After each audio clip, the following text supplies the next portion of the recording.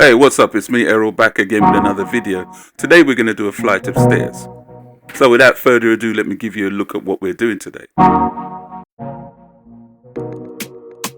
Now that you've seen what we're doing, we're going to crack on with some gripper and underlay. So what we've done here, we've measured the stairs and now we're cutting the gripper. I'm using my tin snips to cut the gripper as per usual. I don't like using the gripper cutter.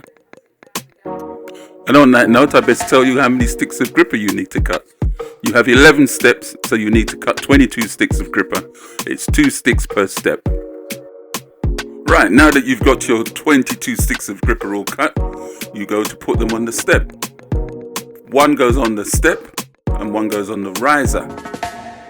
Now you turn the teeth on the step towards the riser. You turn the teeth on the riser down towards the step. Let me see if I can demonstrate what I mean by putting the gripper on the step and one on the riser. As you can see me here, I am banging the gripper down onto the step. It's a bit difficult to show you the teeth facing, but the teeth are facing the riser. I'm turning this stick of gripper around so that the teeth are facing towards the step, and then I shall attach it to the riser. Right, now that you've seen how we attach the gripper to the step and the riser, we should crack on with the landing. We have a small landing at the top to do, it's a half landing to be precise. Yeah, we should crack on with that.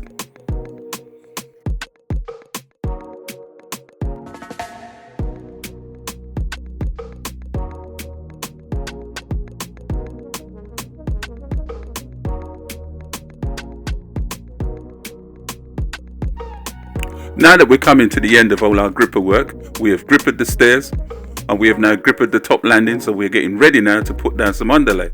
But before we do the underlay, let's have a quick recap on what we spoke about the grippers earlier on. As you can see, the teeth face that way. And if you ever struggle to know which way the gripper goes, because there's no arrows on it, this part here is cut on a slight 45. I don't know if that's picking up on the camera, and you would turn that towards the step or towards your wall. Let's measure up for the carpet and the underlay. The measurements for the underlay is 89.5. So when cutting the underlay, it would be at exactly 89, slightly smaller than the carpet. You cut the carpet at 89.5. The tool I'm using is called a straight edge. It's made of aluminium and you can roll it up and store it away quite easily. And when you're cutting the underlay, the straighter you cut the underlay, the easier it is for you to fit it on the stairs. The same goes for when you're cutting the carpet. Makes life a lot easier when you cut it straight. And the tools I'm using today is a straight blade, a stair tool, and a tape measure, and also a hammer stapler.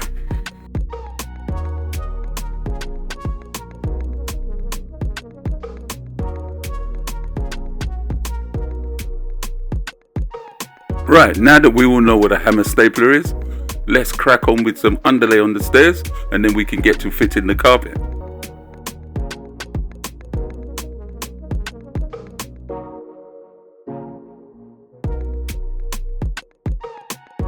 When I'm fitting underlay, I like to work from the top of the stairs downwards.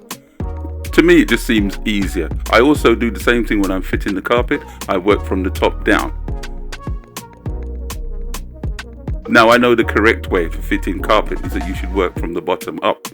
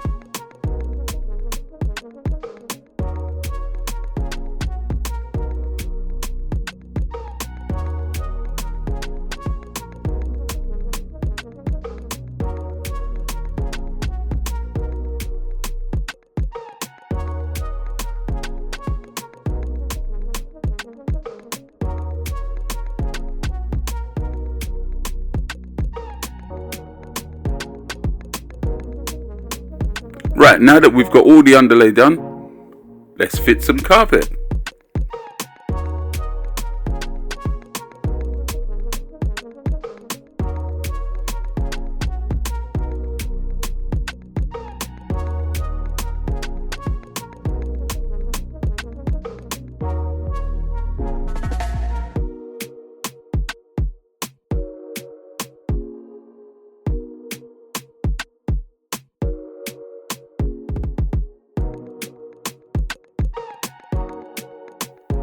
The first step that you fit is the most important one.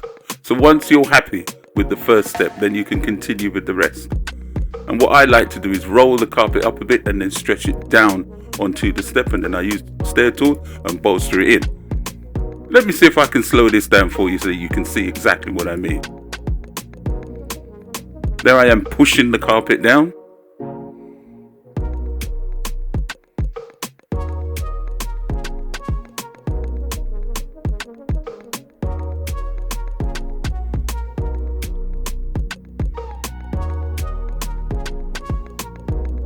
There you go, I grab the stair tool now and start bolstering from roughly around the middle of the carpet, and I bolster to the left, and then I come back and I bolster to the right.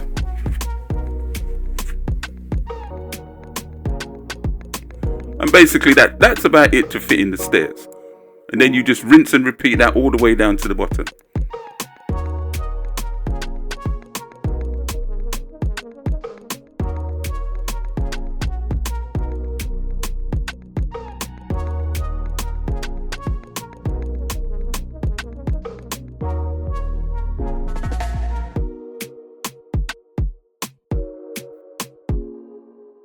Right, here we go. We're just about coming to the end of our second run of 4.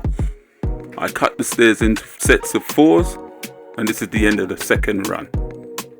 I'll cut that off and then I'll start the next run of 4, which should take me down to the bottom. Right, here we go. Let's fit these last 4 steps. Now don't forget to leave a little bit of your carpet up so that you've got something to tuck into the gripper. And that will help you when you start bolstering down on the rest of the steps. If you've got this far in the video, thank you for watching. Now don't forget to go and check out my playlist, and while you're there checking out my playlist, also hit the subscribe button and don't forget to hit that notification bell so that you know whenever I upload a new video. Right, now back to the fitting of the stairs. Now don't forget, we also have a half landing to do at the top of the stairs. So when we get down to the bottom of this run, we will then walk back up to the top and fit the half landing.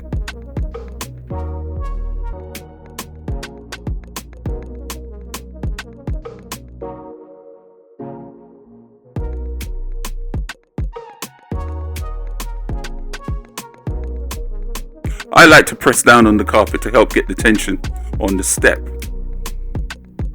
And then I use the stair tool and bolster it inwards. And then I'll take the hammer and seat it to the back of the gripper.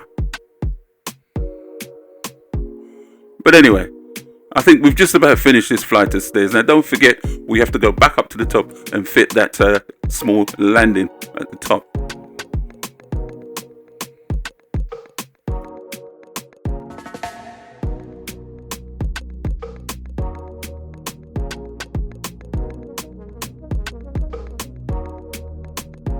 And there you go, we're all done now. Thank you for watching.